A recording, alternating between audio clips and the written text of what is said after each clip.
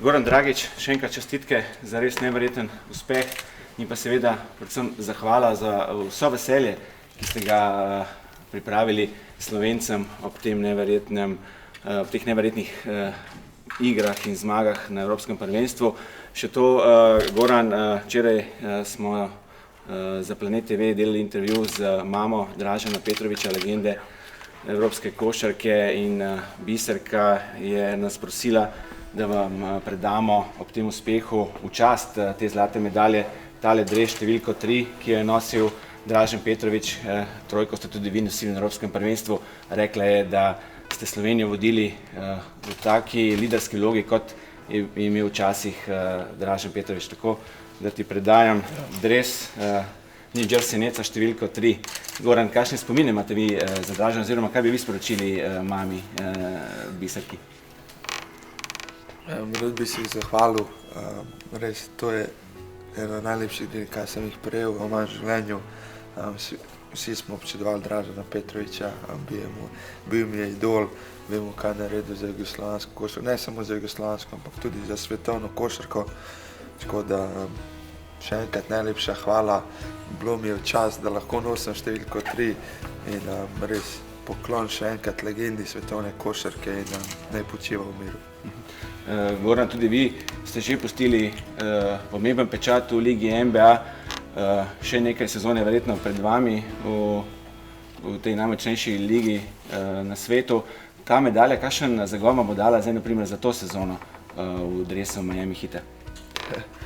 Zelo dobro vprašanje, ne vem, bo to bil zagon ali ne bom mogel več hoditi, tako da bomo videli, da sem zelo vesel.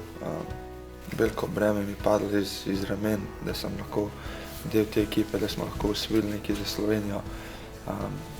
Zdaj res moram še zahvaliti vsem fantov, utrujenost je velika, ampak če bi se mogel vrniti, bi še enkrat šel čez vse to. Mislim, da bi bilo mogoče malo lažje, kajti takrat bi se zavedal, kaj smo naredili, zdaj pa še ne. Spomnim se intervjuja z vami, ko ste prišli v Slovenijo po letošnji sezoni in ste že takrat tudi razmišljali o možni medalji na Evropskem prvenstvu. Ste skozi verjeli, da vam lahko uspe? Ja, verjel sem, to je bila skrita želja.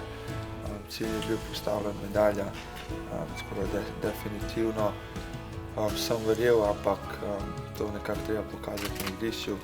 Delali smo res trdo od prvega do zadnjega dne in na koncu se tudi sanje uresničile. Zelo sem ponosen, da sem Slovenc, da sem lahko del te zgodbe in hvala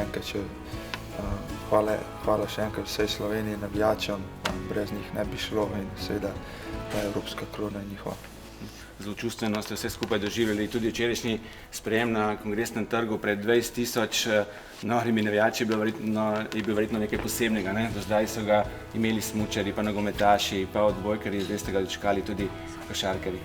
Ja, to je bilo nekaj najlepšega, kar si lahko profesionalni športnik želi, kar lahko sanja in videli smo, da je bilo da je bil dež, da je bilo slabo vreme, ampak navijačev to ni ustavilo. Če se ne motim, 20.000 navijačev že na prehodu na Brnik. V bistvu sploh nisem mogel verjeti, koliko ljudi nas je prišlo pozdraviti. To je nekaj, kar vsak športnik sanja, kar vsak športnik dela trdno, da bi lahko nekega dne to občutil na svoji koži. Goran, če to vemo, da je veliko tudi žrtvovanja in eno teh verjetno v tem času je bila odsotnost od družine. Vemo, da ste zelo družinski človek, še odkar imate otroke. Kako močno ste pogrešali v tem času vašo družino? Ja, zelo težko. Veliko sem pogrešal ženo, otroke. Moram se tudi malo upravičiti, kajti med evropskim prvenstvom mogoče se glih nisem toliko javljal domov, kajti bil sem koncentriran na igre, na moje sanje in definitivno mi je bilo zelo malo časa se pogovarjati. Tako da rad bi se jim zahvalil, da so mi bili v podporo. Zdaj pa, ko bo vseh tega konec, bom pač izkoristil to po lupčku, jih mi se skupaj veselim. Goran, MVP Eurobasketa 2017, še enkrat hvala za tale pogovor, hvala za vse igre in srečno še v vaši karieri. Najlepša hvala.